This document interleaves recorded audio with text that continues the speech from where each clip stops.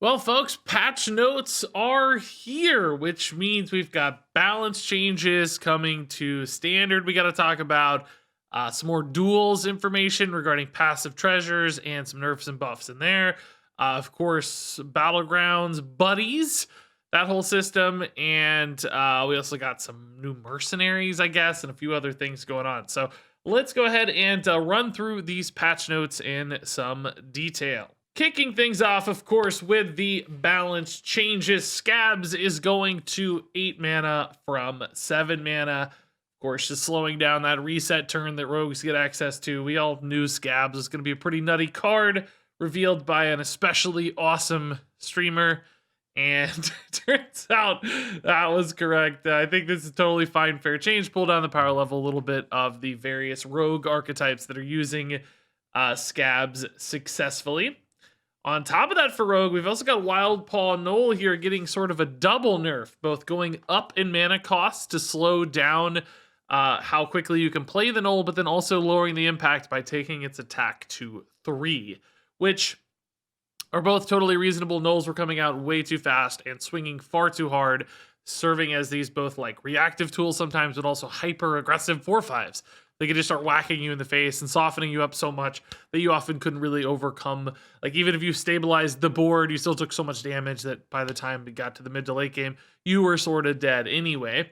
So I like that they both went to like slowing it down. That's going to help the reactivity and like those really early pressure turns, slowing them down a hair, but also even when the opponent does get it down really fast, still lowering that damage output will help as well. So I think this was absolutely necessary given the, prevalence of Knoll all over the ladder, particularly at higher legend. Rogue was absolutely everywhere. Across both of these changes, that's going to help slow down the Burgle Maestra Thief style of Rogue, or at least that package. Those decks aren't exactly Burgle decks, but the Maestra package at the very least. Beyond that, we also got the Cloak of Shadows nerf here for the Poison Rogue side of things. And Poison Rogue was also running Scabs, occasionally running Knoll in this kind of hybrid list. But then even in the non-Maestro world or non-Knoll world, Poison Rogue still getting a nerf to Cloak of Shadows, pushing this one to 4 mana. So they're still going to have the ability to create these play patterns. It's just going to be a little bit more costly for them to do that. Might be harder to squeeze certain things into a turn simultaneously with Cloak of Shadows. So reducing perhaps the frustration level of Poison Rogue here a little, as the note says, as you can see. Beyond that, Raid the Docks here, getting a change to its second step. You're now going to have to play 3 pirates instead of 2 pirates for the second step. And the dev comment here does acknowledge that although this isn't a problem at higher ranks, we've talked about this a fair bit, still for casual players, lower ranked players, pirates were really strong, can also be really good in wild format as well. So I think this is actually a really substantial nerf. It doesn't maybe sound like much, but I think this was the key one to attack, the key step, that is, because I felt like the 2 damage ping was always like really good at swinging the board. It would like snipe a small minion or 2, and it like really seemed to help them turn the corner. And then also just adding 1 pirate may not sound like much, but I think that's very often going to push Rokara back an entire turn, which is a big deal. Often it felt like you're just 1 turn away from stabilizing or getting around the pirate warriors. Rokara comes down and starts to like pull them back into the game if they didn't quite get that initial push as effectively as they'd like. And I think slowing it down is going to make a big difference. I actually think this gets notably weaker with this change. Still relevant, still solid, especially at lower ranks. But I think this was a nice attribute of the card to challenge there. I think they made the right move on that one. Also, for Mage, Incanter's Flow going to 4 mana. Remember, this started at 2 mana, the elusive double nerf here for Incanter's Flow. I was rooting for like 9 mana personally, but hopefully 4 is enough now that you're sacrificing so much tempo to play your Incanter's Flow that you put yourself at risk of dying. That makes things like Mozaki Mage have a lot harder time to stabilize when they can't weave in some removal or stall tools alongside Incanter's Flow quite as easily as they could have in the past. So we'll see if that's enough. I think it'll make the deck feel fine. It already wasn't, super high powered from like a win rate standpoint. Mozaki Mage is kind of middle tier. It just felt really bad. I think this could lower its success rate and make it feel a little bit easier to play into as well.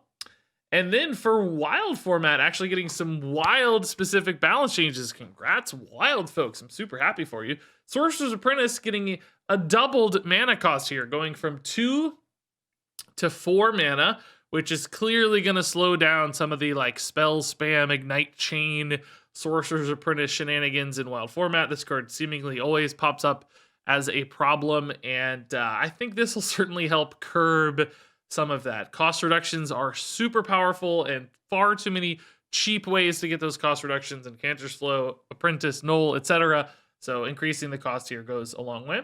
On top of that, Rapid Fire getting a nerf here for Quest Hunter in wild format. Quest Hunter turns out pretty good. Bringing back Raza Priest was powerful, could have guessed. And Rapid Fire now going to 2 mana, increasing its damage output to, correspond to the increase. But I think the important part here is that it really slows down your ability to get multiple of these off super fast and advance your quest more quickly, or chain together, multiple hero powers after quest completion. So I don't know this deck super well, but I have a feeling this will definitely limit its reach and impact at least a little, which is, I think, a good change. And then actually also a buff. One buff to standard format. This is awesome. Rokara getting 10 armor instead of 5. They acknowledge that Rokara is one of the least viable hero cards at the moment, and they want Rokara to get some more play. So this is awesome. Now, a lot of people wanted immune while attacking to be the counterpart to Paladin's hero card. That would have been pretty cool, but I think this is a simple solution that helps get that same vibe, like a little bit more survivability when you're using this weapon. I think we'll not make Rokara good overnight or anything. I don't think it suddenly becomes a really powerful card, but I feel like it kind of sets up for later and maybe opens up some of these armor synergy things like they talk about here in the dev comment. So excited nonetheless that Rokara gets a bump here. I love armor, feels very warrior-y, so that one's pretty cool. So for Battlegrounds, we already have talked a lot about the Battlegrounds buddy system here on this channel. Feel free to go watch some of my reviews and discussions of all the new buddies. I think there will be more to come probably tomorrow, since there's a lot happening today. But some other changes to Battlegrounds too that are worth noting. The armor system will be deactivated, so that's where characters get varying amounts of armor. That's not the 15 damage shield. They're just going to reactivate it later once they kind of get some data and understand who's strong, so that nobody's like crazy OP with 10 armor right now and a new buddy that's good. Also, extending hero selection so you can kind of read the buddies and get a feel for all the new stuff before making a choice.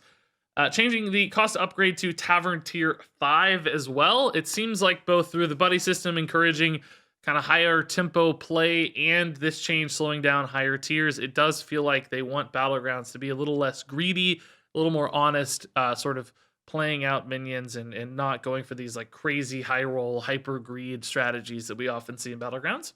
Also, your ratings will be reset in 5 days when the patch hits.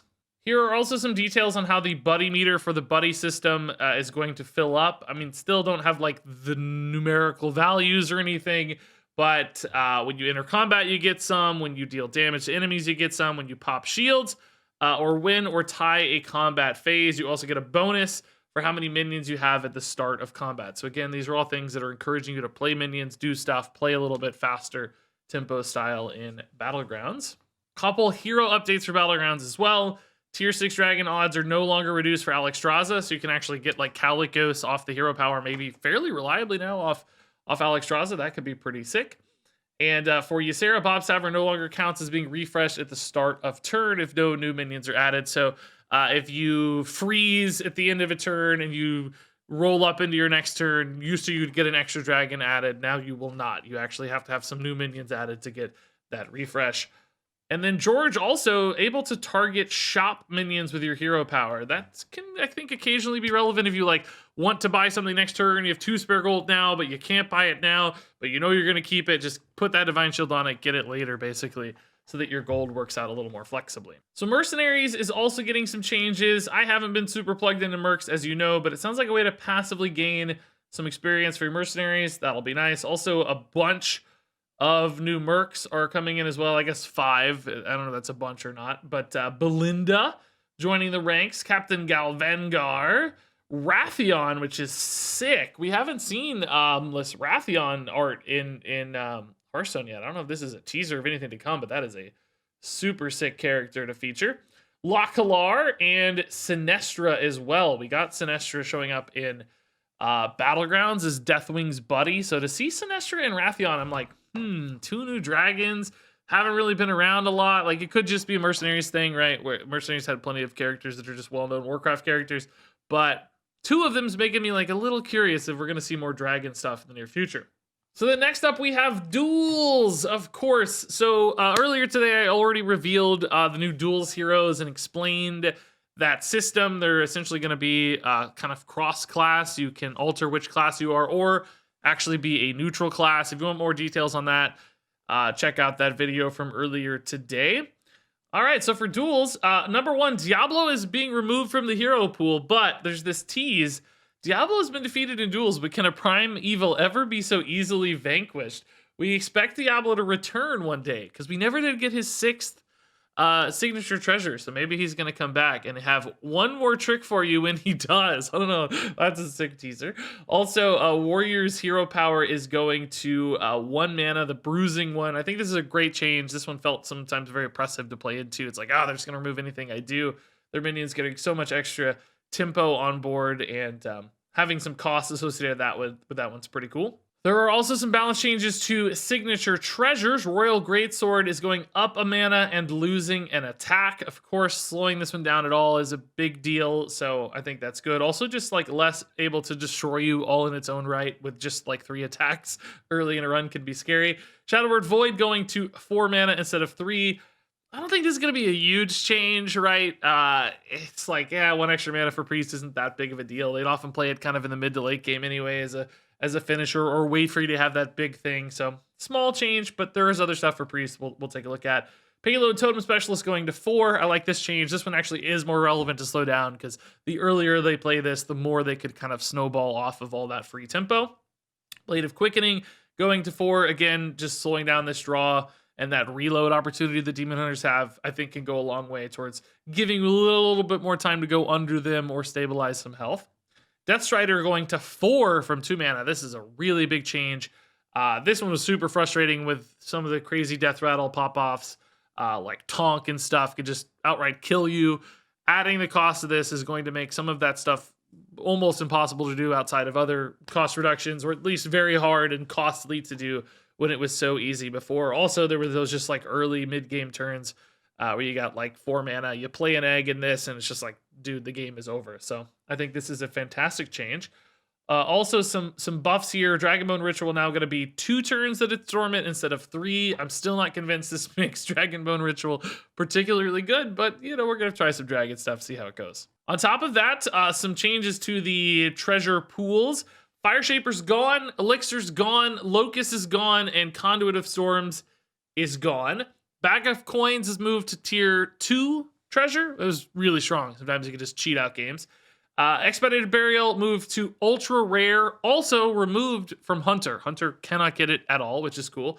Mantle of Ignition was removed from treasure pool 2 to treasure pool 2 ultra rare, so much harder to get Mantle of Ignition, and it's gone from Mindrender Elusia, which is a pretty big deal, making some of those later priest swings much harder to achieve.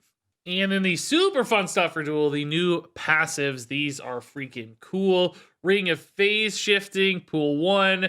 After you play a legendary minion, add a random legendary minion to your hand. So infinitely chaining legendary minions. It's going to be low tempo, but it does sound like some high rolls and shenanigans are possible. Shadow Casting 101. After you play your first minion each turn, add a 1/1 copy of it to your hand. Excuse me as I zoom in here a little bit. This one seems completely nuts to me. I'm going to continue zooming in here. This one seems just completely insane to me. There's so many minions like crazy Battle Cries that you're happy to play cheaply, and just creating some really interesting chains of the same one if you want, because you could just hold it in hand each turn and replay it and get it back and back. So I don't know. This looks really strong. We also have Unstable Magic with the best artwork ever. It says after you cast an arcane spell, transform a random enemy minion into a 1/1 sheep. So some arcane synergies here, adding in some crazy removal. Guardian Light to pool 2. After you cast a holy spell, summon an ancient guardian with stats equal to its cost. So turning your spells into some extra onboard value. That sounds pretty cool. Getting a big body there. Flames of the Kirin Tor. After you cast your first fire spell in a turn, add a fireball to your hand. Again, you can chain this every turn if you want. Save that fireball in hand and get it next time. This one seems pretty nuts. Like, 4 mana is a lot, but it's just like that inevitable damage sometimes can be really good in duels, knowing you have that out. There's a Mulch Madness, another cool piece of art. Whenever a neutral minion dies on your turn, gain 1 mana crystal for that turn only. So some interesting ideas here. If you can trade in a board of stuff, maybe get some crazy mana ramp, maybe do something with Guff. Seems hard to use, but intriguing. There's also the Draconic Dream. This one is pool 2. After you summon a dragon, shuffle a dream portal into your deck that summons a dragon when drawn. So basically the old Druid Ysera card in action. That's kind of a neat idea. If you can get some fast dragons out, that could be a cool way to snowball. We also have Ring of Refreshment pool 2. After you cast a spell, refresh your hero power. I haven't really thought about this one a lot yet, but I'm sure there's some crazy way to break this, especially with the new Vandar and Drekthar hero powers, just creating some wild loops potentially, especially with 0 mana cards. And then this one is absolutely bonkers. Heavy Armor. At the start of the game, set your health to 10. You can only take 1 damage at a time. That is so freaking cool. I want this in standard. I don't know if it's any good. I think it might be. It seems like it will be, but really nuts. And then Sunstrider's Crown is pool 2 ultra rare. Every 3rd spell you cast each turn costs 1. And, that might sound boring. It's like, oh, Kael'thas, but it's insane, right? Because there's so many big crazy treasures you can cheat out super early for 1 mana. That is a ridiculous mana discount if you have any spells at all in your deck. So this one seems like it's going to be really crazy and awfully fun as well. Beyond that, it looks like we're getting a new Tavern Brawl with perhaps some story elements to explore. And then also Book of Mercenaries Tavish is on the way as well. Sick new Lunar New Year card back looks really nice, and a bunch, of course, of bug fixes and game improvements as always. So this is a huge patch. Balance changes for standard, crazy big duels update, crazy big Battlegrounds update. Super looking forward to this one. Of course, share all your thoughts in the comments below for what you're most excited to try out, and stay tuned next week for lots of content, tons of duels and Battlegrounds in particular. I think next week will be my focus. So really excited to dive into all this stuff. Thanks much as always for watching. And until next time, game on.